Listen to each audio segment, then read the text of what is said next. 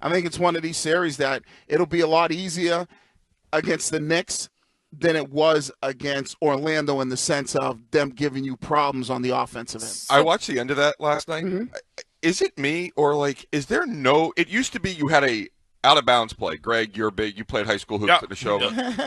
I watched that. So Brunson hits a three. There's 4.3 seconds left. Yeah.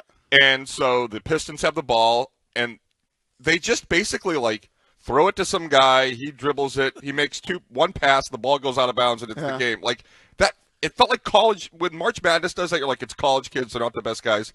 The Knicks inbound it to Brunson. Everybody knows it's tie game before that. Yeah. He literally does a crossover dribble. Yeah, it was a great move. I had a killer crossover in middle school. Did you? Oh, he broke some ankles. Yeah, it was actually a Nissan Pathfinder. That was his screen name. Ankle Breako 135. Yeah, Tower Drive. Yeah. And then there's nobody else near him within 15 feet, and he hits a three to win the series. It was what the hell? Because the guy covering him was ice skating to the left of him.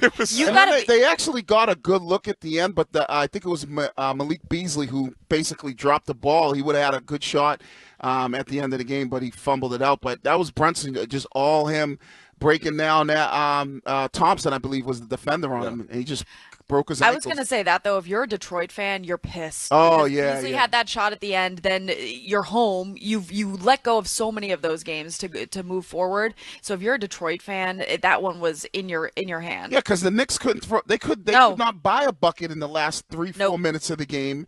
And they've had other games like that. But Detroit couldn't capitalize on the other end. So I think that's the difference with the Celtics, and the Knicks are not a tough physical team.